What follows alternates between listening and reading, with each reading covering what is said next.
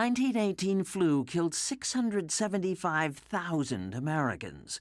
50 to 100 million people died worldwide. And that's equivalent to 225 to 450 million people today. That's incredible. The numbers are staggering. John Barry wrote a history of the 1918 flu. He is on the adjunct faculty of Tulane University. There was a mild spring wave that was hit or miss. It came back in the fall with more than a vengeance. Probably 60 to 70% of the deaths actually occurred in an incredibly short time of probably about 14 or 15 weeks. Really? From late September 1918 until, through December, maybe a little into January. In that time, during the final months of World War I, more soldiers died of the flu than were killed on the battlefield during 4 years of fighting.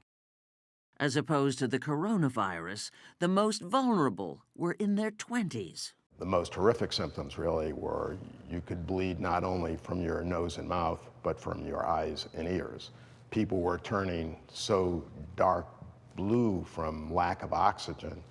In the book, I quote one doctor writing a colleague saying that he could not tell white soldiers from African-American soldiers. It was called the Spanish flu, but that was only because Spain, which was allowed the press to report on it openly, unlike here. The first serious outbreak in the United States began at Camp Funston, now Fort Riley in Kansas.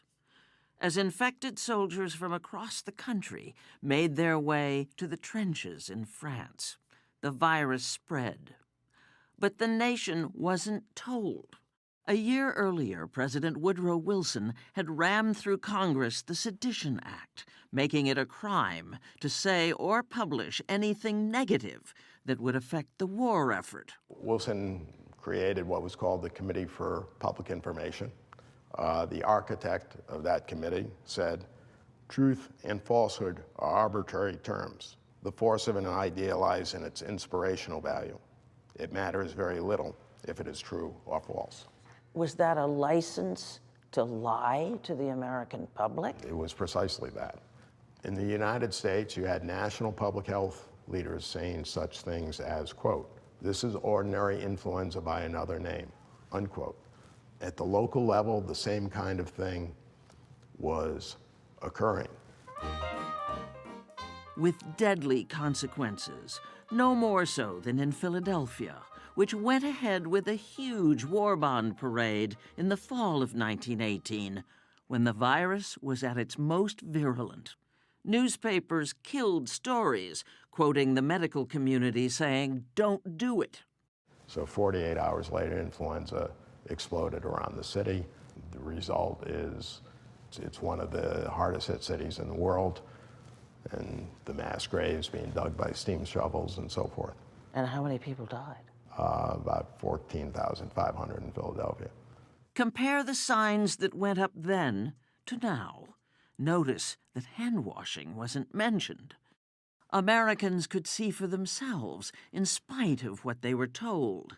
They thought they were less likely to catch the flu outside. They did whatever they could, given what they didn't know. Back in 1918, they had no idea what it was that they were suffering from and what it was that they were being killed by. And to me, that's the most frightening aspect of the 1918 epidemic. Dr. Jeremy Brown is Director of Emergency Care Research at the National Institutes of Health, but spoke to us in a personal capacity. Viruses would not be discovered for another 15 or 20 years. That's very different to today. We know what it is that is causing the disease. Brown has written extensively about influenza and argues that 2020 will not be another 1918, thanks to advances in science. Back in 1918, the basic treatments that were offered were enemas, whiskey, and bloodletting. Hospitals as we know them today were quite different. There were no intensive care doctors who really understand how to treat the very sickest patients. There were no antibiotics to treat any secondary infection. So it was a very, very different time and a very different way of practicing medicine back then. But for John Barry, there is a takeaway from then that still applies. The biggest lesson from the 1918 pandemic is clearly to tell the truth. What are the consequences if the truth isn't told? I think more people will die, yeah. Clearly that was the case in 1918.